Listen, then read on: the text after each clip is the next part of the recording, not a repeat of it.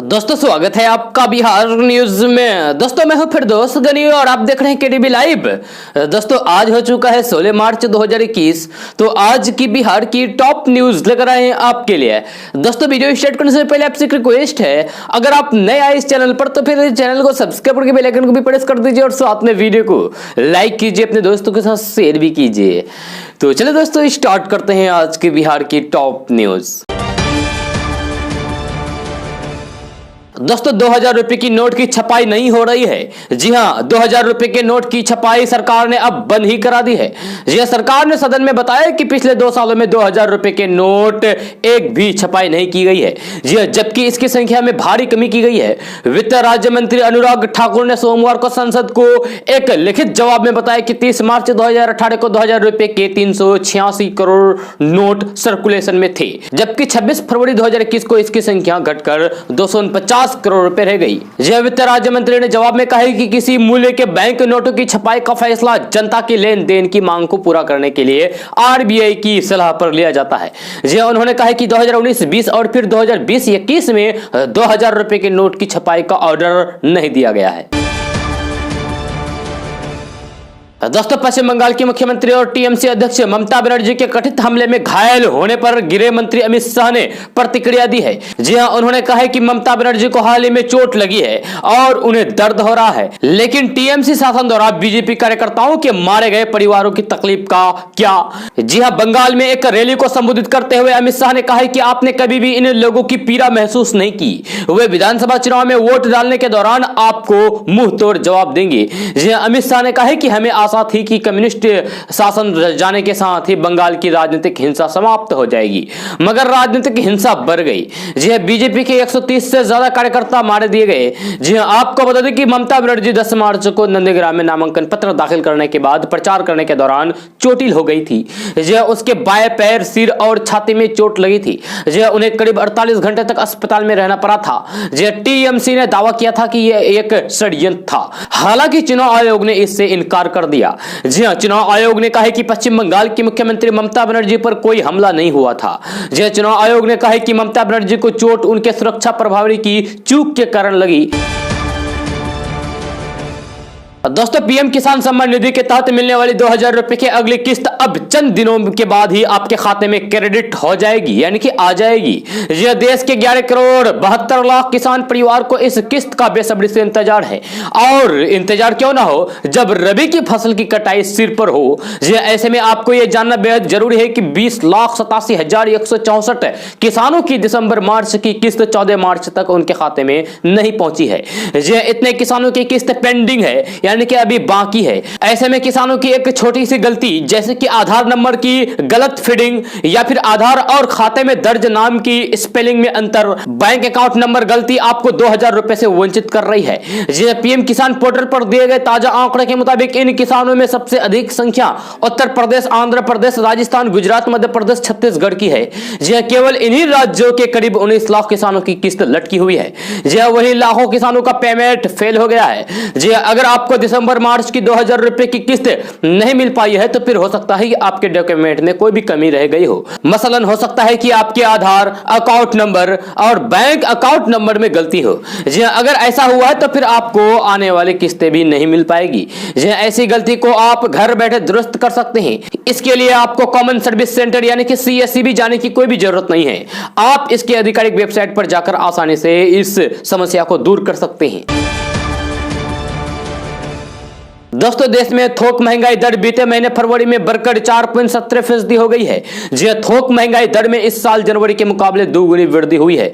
खाने पीने की चीजों के साथ साथ निर्माण क्षेत्र के उत्पादकों के दाम में भी इजाफा होने से थोक महंगाई दर में बढ़ोतरी दर्ज की गई है। केंद्रीय वाणिज्य एवं उद्योग मंत्रालय की ओर से सोमवार को जारी आंकड़ों के अनुसार इस साल फरवरी में थोक मूल्य आधारित महंगाई दर 4.17% रही, जबकि पिछले साल फरवरी में थोक महंगाई दर 2.26% दर्ज की गई गई थी। वहीं इस साल के आरंभ से ही यानी कि शुरू से ही जनवरी के दौरान थोक महंगाई दर 2.3% दर्ज की गई। यह देश में थोक महंगाई दर इस साल फरवरी में बढ़कर बीते 27 महीनों की ऊंचाई पर चली गई है। देश में रबी सीजन की प्रमुख फसल गेहूं, चना, सरसों का रिकॉर्ड उत्पादन होने का अनुमान है। यह जल्द ही तमाम रबी फसलों की आवक जोर पकड़ने वाली है, मगर खाने पीने की चीजों की महंगाई से राहत मिलने की उम्मीद कम है, क्योंकि तेल के दाम में आई तेजी से महंगाई को ईंधन मिल रहा है। यह वैश्विक बाजार में अनाज, तेल, तिलहन समेत अन्य एग्री कमोडिटी की मांग बढ़ने से इनके दाम में जोरदार तेजी आई है। कच्चे तेल के दाम में जोरदार इजाफा होने से एग्री कमोडिटी की कीमतों में तेजी को सहारा मिल रहा है। दोस्तों, मुख्यमंत्री नीतीश कुमार ने रविवार को कहा कि राज्य में कहीं भी अवैध शराब के धंधे से जुड़े लोगों और फिर शराब पीने वालों की जानकारी मिले तो फिर आप फोन कीजिए। शिकायत मिलने के डेढ़ घंटे के भीतर कार्रवाई होगी। यह आपकी पहचान भी गुप्त रहेगी। शराब के अवैध धंधेबाज के खिलाफ अभियान चलाया जा रहा है, वे पकड़े भी जा रहे हैं। हम कानून व्यवस्था, अपराध नियंत्रण, सामाजिक सद्भाव के मामलों में सचेत रहते हैं। यह कहीं कोई गड़बड़ी करता है तो फिर जरूर सूचना मिलनी चाहिए ताकि कार्रवाई हो सके। यह इससे पहले रालोसपा यानी कि आरएलएसपी के विलय के मौके पर पार्टी नेता कार्यकर्ताओं को संबोधित करते हुए मुख्यमंत्री नीतीश कुमार ने कहा कि सोशल मीडिया पर अनाप शनाप प्रचार होता है। अगर कोई गलत बात करता है तो फिर उसे जवाब दीजिए, साथ ही सकारात्मक चीजों की भी चर्चा होनी चाहिए। जी आज लोगों को गुमराह करने की कोशिश हो रही है, जो सच्चाई है उसे लोगों तक पहुंचाइए। मुख्यमंत्री नीतीश कुमार ने कहा कि आरएलएसपी का जदयू में विलय कोई मामूली बात नहीं है। उन्होंने कहा कि सभी मिलकर काम कीजिए, लोगों के बीच जाइए। राजनीति का मतलब सिर्फ चुनाव लड़ना नहीं है, इसका व्यापक अर्थ भी है। समाज के हर तबके के प्रति अच्छी भावना रखनी चाहिए। हम लोगों का मकसद है राज्य को विकसित प्रदेश बनाना। इसको लेकर हर क्षेत्र में काम किया जा रहा है। हमें शराबबंदी, दहेज प्रथा, जल जीवन हरियाली जैसे महत्वपूर्ण सामाजिक काम भी करने हैं। हमें लोगों की सेवा करनी है तो फिर समाज में प्रेम का, भाईचारा का, सद्भाव का भाव पैदा करना होगा। दोस्तों, रंगों के त्योहार होली पर्व को लेकर दूसरे राज्यों से आने वाले यात्रियों को लेकर स्वास्थ्य विभाग कोरोना को देखते हुए सतर्क है। जी हां, होली पर्व के मौके पर बड़ी संख्या में अन्य राज्यों में रहने वाले बिहार के लोग अपने घर पहुंच रहे हैं। यह अनुमान है कि होली पर्व के पहले महाराष्ट्र, पंजाब, गुजरात, तमिलनाडु, केरल में रहने वाले लोग भी वापस यहां आएंगे। जी अन्य राज्यों से आने वाले यात्रियों को लेकर स्वास्थ्य विभाग ने एक योजना बनाई है। स्वास्थ्य विभाग के एक अधिकारी ने बताया कि सिविल सर्जन समेत अन्य अधिकारियों को अधिक से अधिक लोगों की जांच कराने के साथ railway station, airport, bus stand पर बाहर से आने वालों की जांच, कंटेनमेंट जोन बनाने, इलाज की पुख्ता तैयारी रखने जैसे तमाम निर्देश दिए गए हैं। विभाग ने लोगों से भी भीड़ भाड़ वाली जगहों पर नहीं जाने, बाहर से आने वालों से जांच कराने, मास्क पहनने तथा हाथ धोने से बचाने के उपाय अपनाने की अपील की गई है। दोस्तों, डाकघर के खाता धारकों के लिए बड़ी खबर सामने आई है। जी हां, आगामी 1 अप्रैल से कुछ नए नियम और फिर नई सुविधा शुरू हो रही है। इसके तहत ग्रामीण डाक सेवा की शाखा में निकासी की सीमा बढ़ाई गई है। जी हां, डाक विभाग से मिली जानकारी के अनुसार नए नियमों के अनुसार ट्रांजैक्शन नियम अलग अलग डाकघर के खातों पर लागू होंगे। ये राशि डाकघर के खाते के अनुसार अलग अलग होगी। ये नए नियम लागू होने के बाद डाकघर के खाता धारक एक दिन में 20,000 रुपए तक की निकासी कर सकते हैं। अब प्रति खाता धारक ट्रांजैक्शन की लिमिट 5,000 रुपए से बढ़ा दी गई है। दोस्तों, बिहार के उप मुख्यमंत्री तारकिशोर प्रसाद रविवार को कटिहार पहुंचे। जी हां, जिला मुख्यालय स्थित श्रीनिया पूर्वी एवं पश्चिमी पंचायत की विभिन्न योजनाओं का शिलान्यास किया। इस मौके पर उन्होंने कहा कि सीमांचल क्षेत्र की सूरत और सीरत जल्द ही बदलेगी। जी हां, सरकार के स्तर से नागरिक सुविधाओं की व्यवस्था के लिए ठोस प्रयास किए जा रहे हैं। उन्होंने कहा कि वित्त वर्ष 2020-21-22 के विकास के प्रत्येक पायदान पर राज्य की समृद्धि और आत्मनिर्भर बिहार बनाने के संकल्प को पूरा करने के लिए पर्याप्त राशि की व्यवस्था की है। यह संपूर्ण बिहार के साथ साथ सीमांचल के लोगों की अपेक्षाओं पर सरकार खरा उतरेगी। यह उप मुख्यमंत्री तारकिशोर प्रसाद ने कहा कि पूर्णिया, नारायणपुर, मनिहारी उच्च पथ का निर्माण कार्य तेजी से चल रहा है, इसे जल्द ही पूरा कर लिया जाएगा। साथ ही तारकिशोर प्रसाद ने कहा कि कटिहार अस्पताल के आधुनिक चिकित्सा व्यवस्था की सुविधा उपलब्ध कराने की दिशा में कार्य प्रारंभ किया गया है। दोस्तों बिहार में रहने वाले लोगों के लिए बड़ी खबर सामने आ रही है। मिली जानकारी के मुताबिक बिहार सरकार राजधानी पटना के आसपास के इलाकों को विकसित करके उसे ग्रेटर पटना बनाने की तैयारी कर रही है। जी हां, बहुत जल्द इस पर काम शुरू भी हो जाएगा। खबर के मुताबिक ग्रेटर पटना में सबसे अधिक भाग मनेर प्रखंड का आने वाला है। जी हां, इन इलाकों के 480 एकड़ जमीन ग्रेटर पटना का हिस्सा होगी। जी हां, वहीं इन इलाकों के करीब 500 गाँव को इससे ज्यादा फायदा होगा और ये सभी गाँव ग्रेटर पटना का हिस्सा बन जाएगी। आपको बता दें कि ग्रेटर पटना में बिहटा प्रखंड की 477 एकड़ जमीन शामिल होगी। मिली जानकारी के मुताबिक इस बिहटा प्रखंड के 100 गांवों को इससे लाभ होगा और ये सभी गांव ग्रेटर पटना का हिस्सा बन जाएगी। इससे इन गांव के जमीन की कीमत भी बढ़ेगी। इसी प्रकार नौबतपुर के 430 एकड़ जमीन भी ग्रेटर पटना का हिस्सा बनेगी। वहीं विक्रम की 362 एकड़ और दानापुर की 360 एकड़ जमीन को भी ग्रेटर पटना में शामिल किया जाएगा। साथ ही फुलवारी शरीफ की 291 एकड़ और समतचक की 198 एकड़ जमीन भी ग्रेटर पटना का हिस्सा होगी। दोस्तों केंद्रीय कृषि मंत्री नरेंद्र सिंह तोमर ने सोमवार को मुरैना में मीडिया कर्मी से सवाल का जवाब देते हुए कहा कि पश्चिम बंगाल में जाकर पत्थर से सिर मारने से कोई फायदा नहीं होने वाला है। संयुक्त किसान मोर्चा के नेता अपने मामले में निर्णय करें। केंद्रीय कृषि मंत्री नरेंद्र सिंह तोमर ने किसान यूनियन के नेताओं को नसीहत देते हुए कहा कि ये दुनिया की ठेकेदारी लेने की कोशिश न करें। किसानों की बात करें तो यूनियन को भी लाभ होगा। भारतीय किसान यूनियन के नेता राकेश टिकैत के पश्चिम बंगाल जाने पर उन्होंने कहा कि ममता बनर्जी के विदाई का समय आ गया है। दोस्तों पश्चिम बंगाल में हाई वोल्टेज प्रचार शुरू हो चुका है। जहां रविवार को सीएम ममता बनर्जी ने भी ऐलान कर डाला कि वह अपनी चोट की फिक्र नहीं करते हुए राज्य में चुनाव प्रचार करेगी।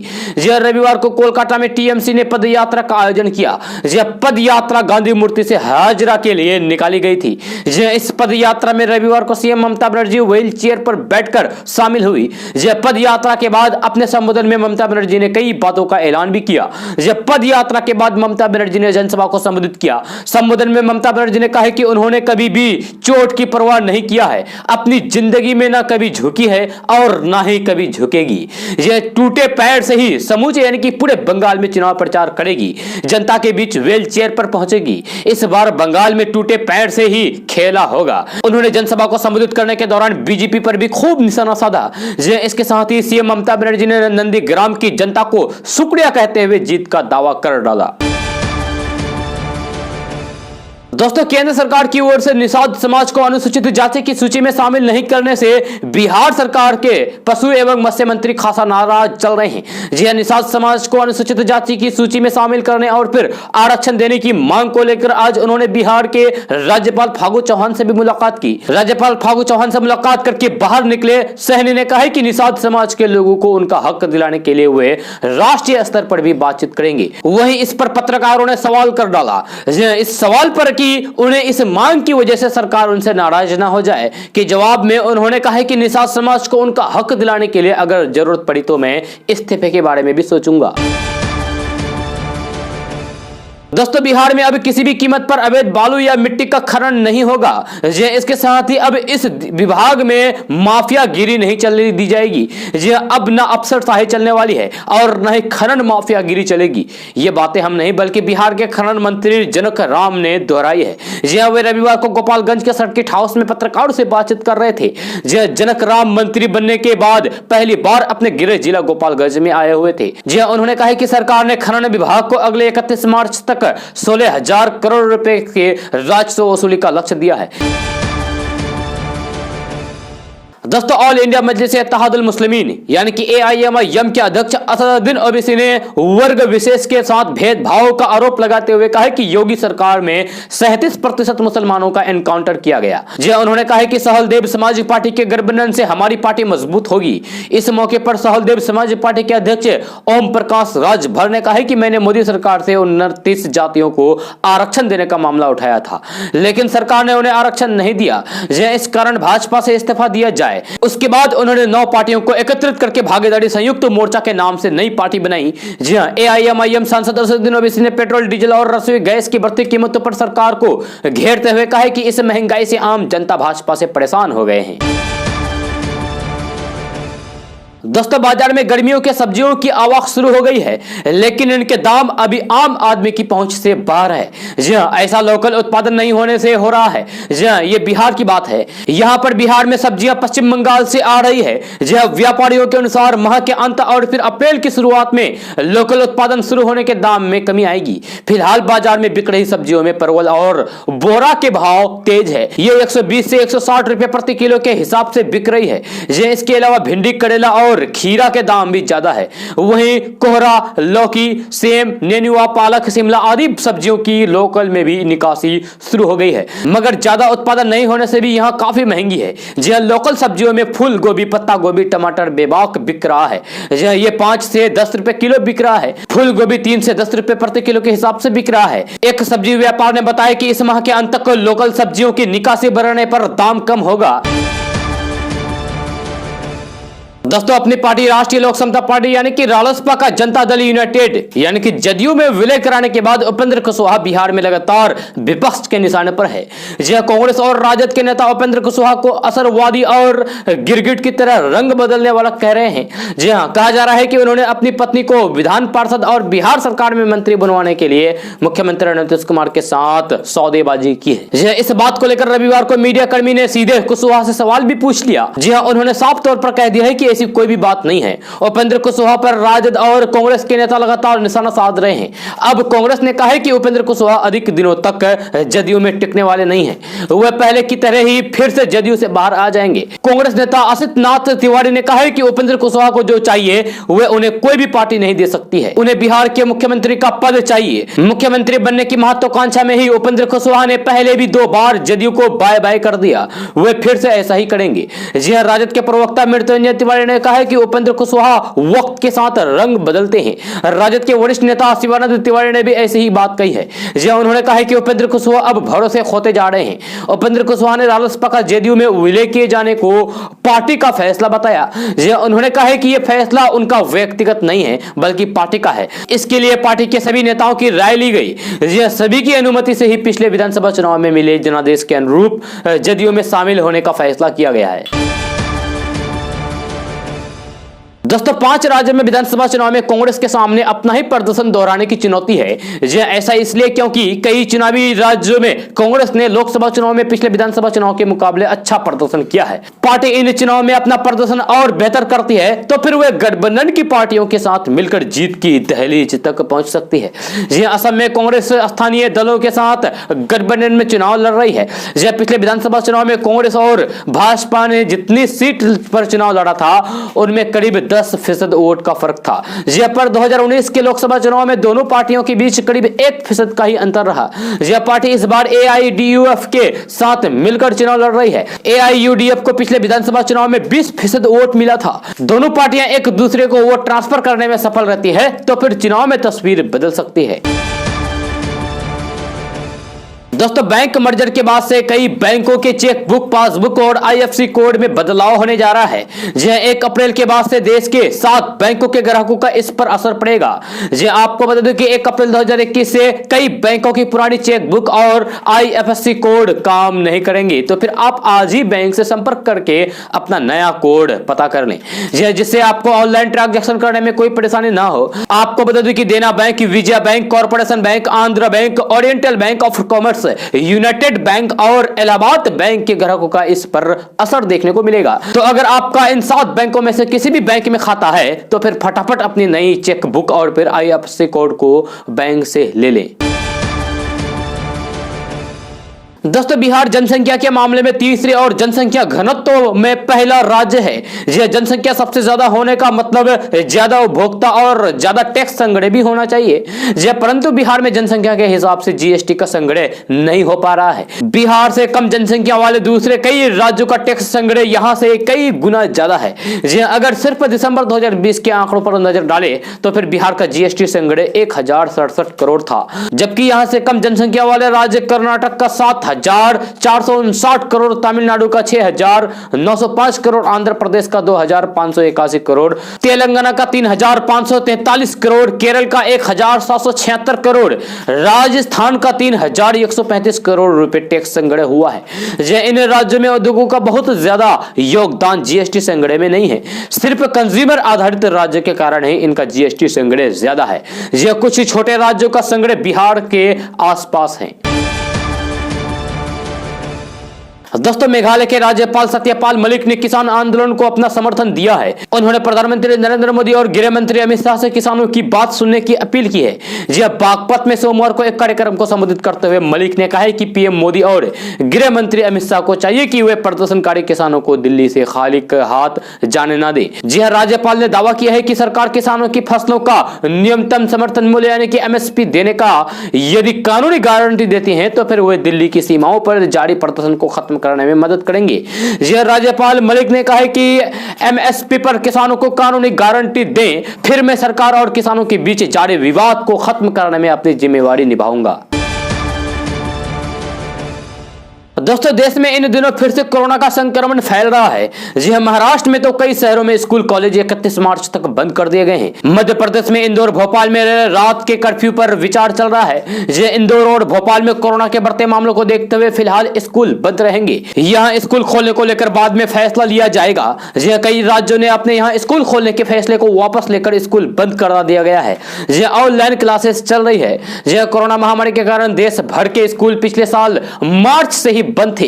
यह छात्रों को कक्षाओं में भाग लेने के लिए डिजिटल प्लेटफॉर्म पर जाना पड़ा है। यह देश भर में मामलों की घटती संख्या के साथ कई राज्य सरकारें ऑफलाइन कक्षाओं के लिए स्कूल को फिर से खोल रही है। कोरोना प्रोटोकॉल जैसे तापमान की स्क्रीनिंग, मास्क पहनना, सामाजिक दूरी बनाए रखना भी छात्रों की सुरक्षा के लिए स्कूल परिसरों में सुनिश्चित किया जाएगा। दोस्तों, कोरोना की अच्छी खासी मार झेलने के बाद देश में इसके टीके लगाए जाने का काम शुरू हुआ तो फिर हालात सुधरने की उम्मीद जगी। फिलहाल 60 साल की उम्र से अधिक और गंभीर रोगों वाले 45 साल से अधिक उम्र के लोगों को वैक्सीन दी जा रही है, लेकिन इस टीकाकरण को लेकर लोगों में डर के चलते प्रक्रिया काफी धीमी है और बेहद कम लोग ही इसके लिए आ रहे हैं।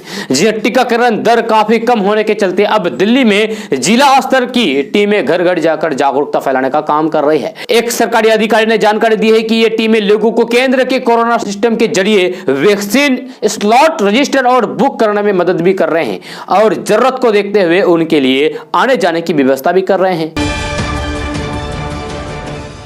दोस्तों, इंटरनेशनल मार्केट में एक तरफ कच्चे तेल के भाव में तेजी है, वहीं घरेलू मार्केट में ईंधन की कीमतें लगातार 17वें दिन भी राहत देखने को मिल रही है।